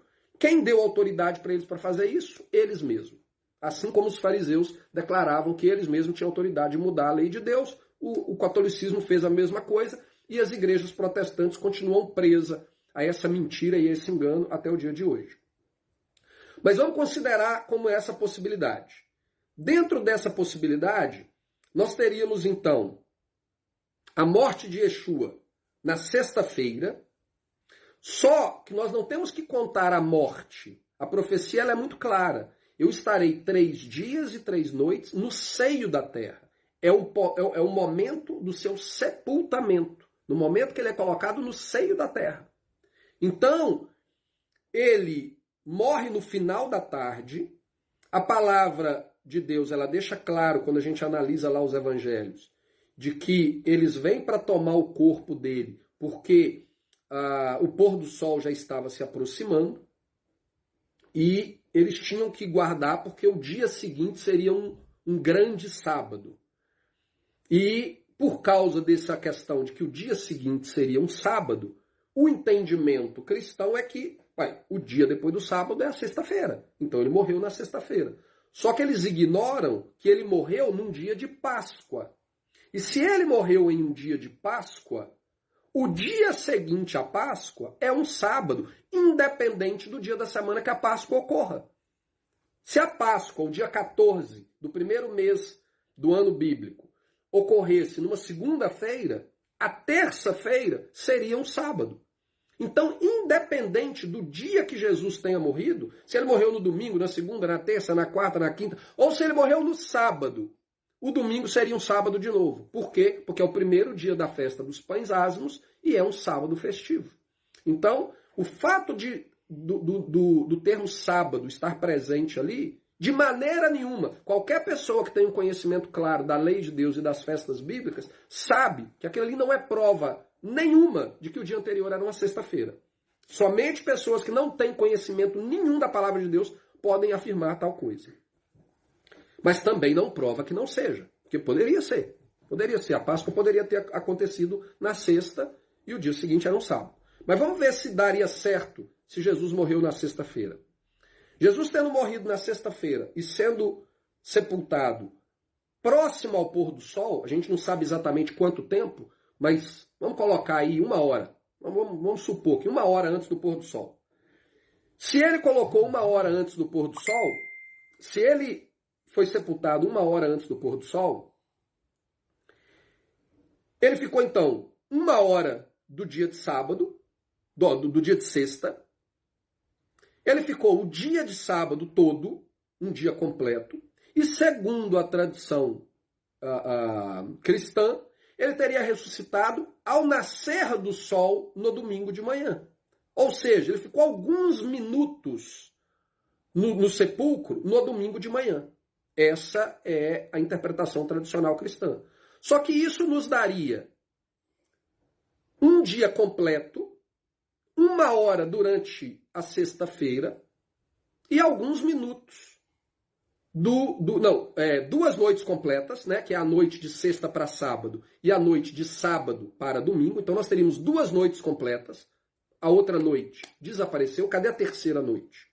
3 dias e 3 noites. Cadê a terceira noite? Não existe. Ele teria ficado 1 hora do dia de sexta-feira. Ele teria ficado um dia completo do sábado e alguns minutos na segunda-feira.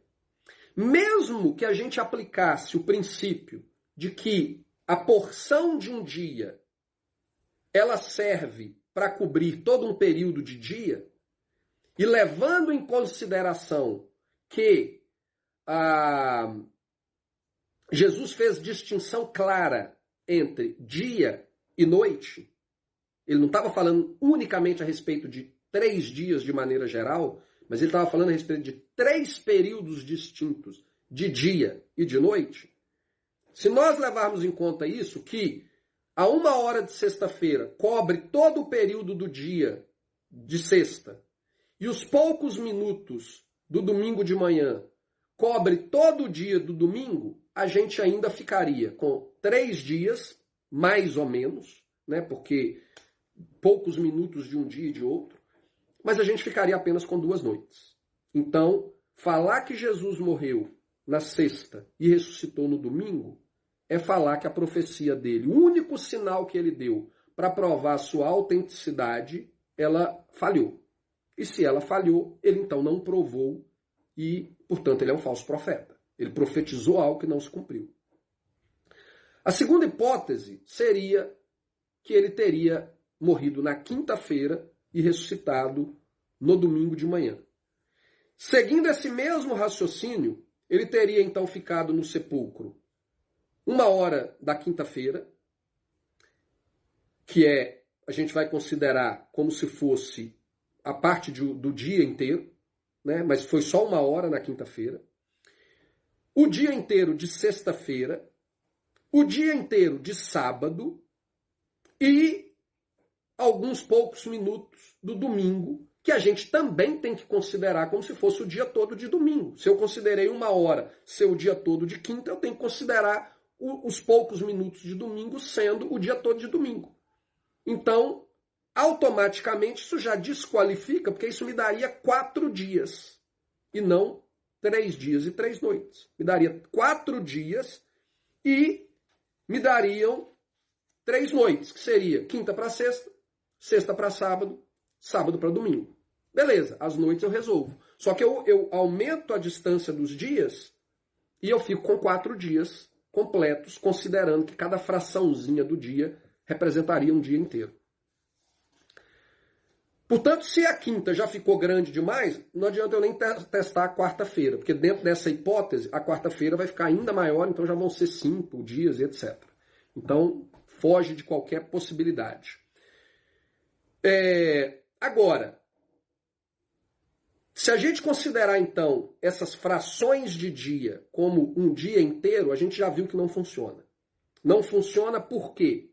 Porque sexta-feira fica muito curto, quinta-feira, uma morte numa quinta-feira, fica muito largo, fica muito grande, maior do que Yeshua profetizou. Então vamos pensar da maneira como o próprio Yeshua pensava, que é a partição entre esses dois períodos, de escuridão e de luz. 3 dias e 3 noites. Em João, capítulo 11, versículo 9, o próprio Jesus ele fala o seguinte: não há 12 horas no dia? Se alguém andar de dia, não tropeça, porque vê a luz deste mundo.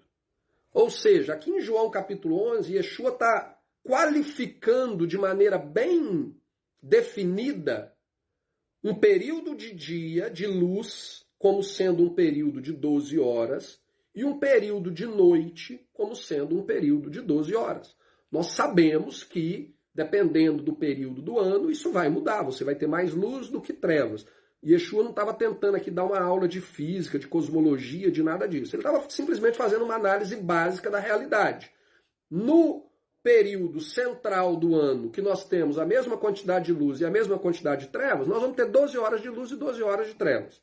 Né? Então aqui ele faz uma distinção clara entre um período de luz e um período de trevas.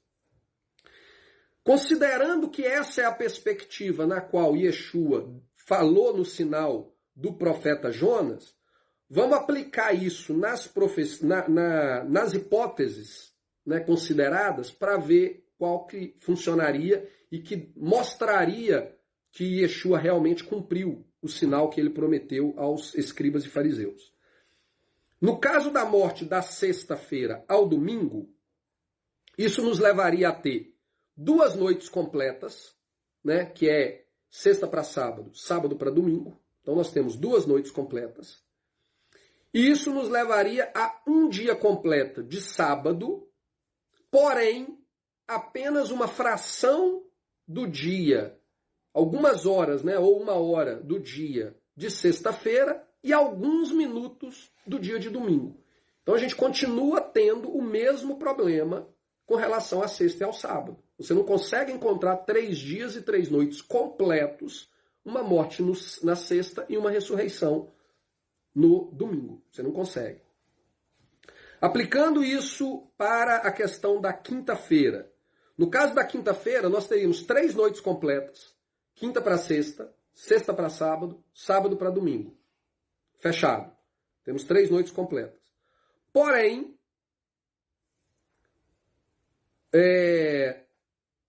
nós teríamos 2 dias completos, que seria o dia de sexta-feira e o dia de sábado. 2 dias completos. E aí nós vamos ficar com uma fraçãozinha do dia na quinta-feira, quando ele foi sepultado, e alguns minutos do domingo, quando ele teoricamente teria ressuscitado. Então a gente continua com o problema. Nós temos 3 noites, mas nós não temos 3 dias. E aí a gente chega na última possibilidade, que é a possibilidade da quarta-feira. Em Lucas capítulo 9, versículo 22, Jesus deixa claro que ele não só ficaria 3 dias e 3 noites no seio da terra, como ele ressuscitaria ao terceiro dia. Ele não ressuscitaria na terceira noite, mas ele ressuscitaria ao terceiro dia.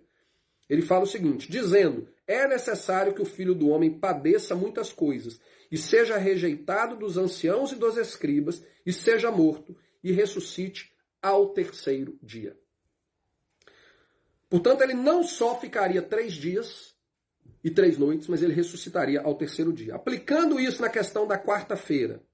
Então nós temos 1 hora de quarta-feira, antes do pôr do sol entrar. Naquele caso, a Páscoa teria acontecido numa quarta-feira, e o dia de quinta-feira seria um sábado festivo. Então, antes daquele sábado festivo, eles pegam o corpo de Yeshua e o colocam no túmulo cerca aí, vamos colocar 1 hora antes do pôr do sol. Então ele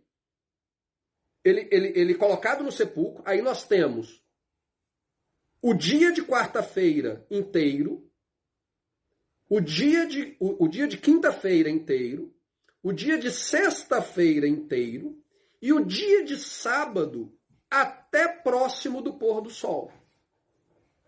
Que completaria com a 1 hora da quarta-feira, completaria um período de 12 horas de dia.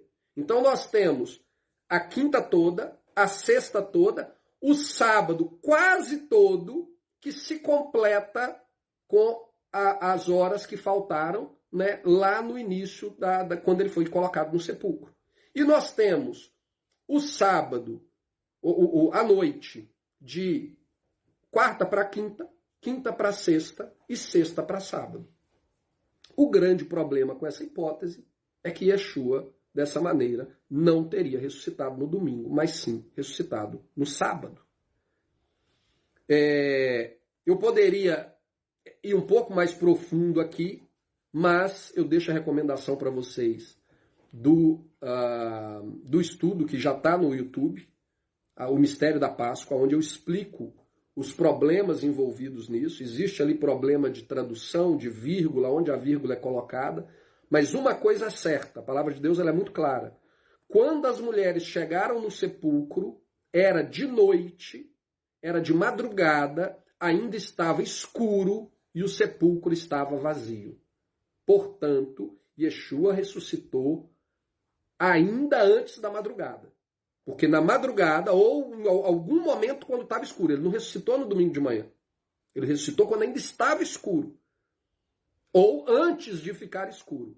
E quando a gente analisa dentro da perspectiva da quarta-feira, Jesus teria ressuscitado ao final do sábado, próximo ao pôr do sol, próximo ao momento em que ele havia sido colocado no sepulcro, portanto, ele teria ficado 3 dias e 3 noites no seio da terra, tendo ressuscitado ao terceiro dia. A conclusão desse período de terceiro dia foi o período que ele ressuscitou. E aí, quando é de madrugada e as mulheres, né, acabam o sábado semanal, as mulheres correm para poder ir no sepulcro, para poder ungí-lo, e elas chegam lá de madrugada, ainda escuro, e o sepulcro já estava vazio. Por quê? Porque o Senhor do sábado ressuscitou no sábado. Né? Muitas vezes a gente vê a palavra de Deus por uma perspectiva de que o sábado deixou de ter importância para Deus. E isso é um absurdo, porque quando Deus cria os céus e a terra, e ele vê tudo aquilo que ele fez de perfeito, ele escolhe estabelecer como vamos dizer assim, né, o porta-retrato da cabeceira da cama dele no céu, vamos dizer assim, exatamente o sétimo dia. O sétimo dia foi o retrato da perfeição. Olha, eu fiz tudo perfeito. Eu vou santificar esse dia como um dia que eu vou me regozijar na perfeição que eu criei. E ele estabelece isso como algo eterno. E se ele santifica isso naquele dia, é porque esse dia tinha uma importância. E aí quando o filho dele vem ao mundo, quando o verbo se fez carne e vem ao mundo, ele vem ao mundo para poder jogar fora o porta-retrato do pai, que lembrava o pai da perfeição? Não, aquele que veio fazer com que todas as coisas retornassem ao estado da perfeição, ele ressurge no dia que é o dia que foi separado por Deus para representar a perfeição. E lá no meu estudo, eu apresento todas as análises do porquê Yeshua não ressuscitou no domingo, mas sim ressuscitou no sábado. A gente concluiu isso de hoje, ainda falando da questão do sinal do profeta Jonas. O sinal do profeta Jonas ele não se limita unicamente ao período de tempo que Jonas ficou no ventre do peixe e o período de tempo que Yeshua ficaria no seio da terra. Mas ele também diz respeito à obra, ao ministério que Jonas foi fazer. Jonas, ele foi pregar aos gentios. Ele foi enviado a uma nação que não tinha, teoricamente falando, dentro da perspectiva, principalmente da perspectiva cristã, que acredita que o Velho Testamento era para o povo de Israel, Dentro dessa perspectiva, Jonas não tinha nem que ter ido lá. Inclusive, Jonas acreditava nisso. Quando Deus manda Jonas ir para Nínive, o que Jonas faz? Não, eu vou para Tarsis. Eu não quero ir para Nínive. Esse povo não merece o meu Deus. Ele não merece a salvação do meu Deus. Ele é um povo gentil, ele é um povo pagão, ele tem que ser destruído. E Deus o que faz com Jonas? Vai lá e prega para eles. Pregar o quê? Pregar o arrependimento. Pregar o retorno. Mas retorno para onde? Retorno para o Deus que os criou. Retorno para o Criador dos céus e da terra, o único e verdadeiro Deus. Jonas, então, depois de toda aquela situação, ele prega o arrependimento e Nínive retorna para Deus. E por terem retornado para Deus, o próprio Yeshua falou que os ninivitas eles vão se levantar no juízo e vão julgar o próprio povo de Israel que não se arrependeu. Porque qual foi a mensagem que Yeshua veio trazer para eles? Justamente a mensagem do arrependimento. Arrependam-se. Retornem para Deus, arrependam-se de terem se desviado da aliança de Deus, de terem abandonado os estatutos e juízos de Deus e retornem para eles, para uma vida em fidelidade na presença deles. E Ele vai honrar vocês, Ele vai salvar vocês, Ele vai estabelecer vocês como a nação acima de todas as nações da terra. E em vez disso, o que o povo preferiu? O povo preferiu ficar preso às suas tradições, ao seu sistema religioso, as suas denominações. Por quê? Porque eles não queriam servir a Deus, eles queriam servir aos homens. Eles queriam continuar debaixo do jugo dos homens e não do jugo de Jesus, que era um jugo suave e leve.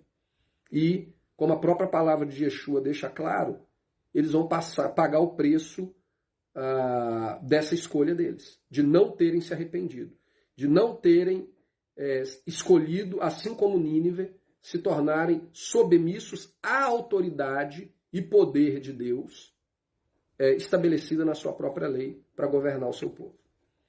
Então eu encerro aqui o nosso estudo de hoje, agradecendo aí por quem ficou até agora e fico aqui aberto para perguntas, comentários. E para quem chegou atrasado, eu espero aí até amanhã colocar o vídeo no canal do YouTube. Tinha 3 episódios que eu não tinha carregado ainda, eu já carreguei no canal do YouTube, todos os vídeos até hoje, todos os estudos feitos até hoje já estão no canal do YouTube. Peço a vocês que vejam, peço a vocês que compartilhem, porque essa é a maneira mais fácil que nós temos de cumprir a nossa obrigação, que é evangelizar. Né? É levar as pessoas a palavra do evangelho do reino, mostrar para elas o que é a verdadeira mensagem do evangelho que Yeshua veio trazer ao mundo, enquanto ainda eles têm tempo para se arrependerem e retornarem para Deus. Então, que a gente possa cumprir essa missão. Basta ir lá, compartilha nas suas redes sociais, para os seus amigos, e tenho certeza que vai ser muito bom para aqueles que estiverem abertos para ouvir. Aparentemente não temos comentários. Não, acho que tem aqui. Não, tem só um. Então aguardo aí mais um pouquinho, se alguém quiser fazer algum comentário, alguma pergunta. E aí a gente encerra o estudo de hoje.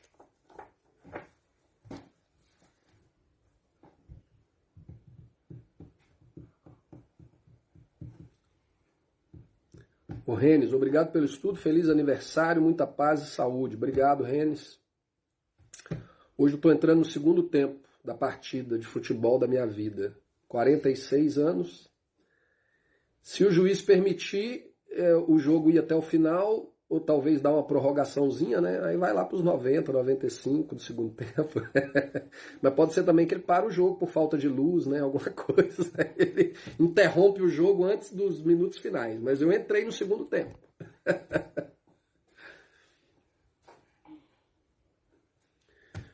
Gente, eu acho que então ficamos por aí. Não temos perguntas. Obrigado aí, Tápias. Não temos perguntas nem comentários. Eu deixo um abraço para vocês, que Jeová abençoe vocês durante essa semana, que Ele nos guarde, que Ele nos proteja, que Ele nos abençoe, nos dê prosperidade, nos dê sabedoria para lidarmos aí neste mundo que cada dia se torna cada vez pior, né? Então fiquem na paz, que o Shalom de Jeová esteja sobre a vida de cada um de vocês, sobre a minha vida, da minha família e igualmente da família de vocês também, em nome de Yeshua. Então, tchau, tchau. Até o próximo sábado, se Yehová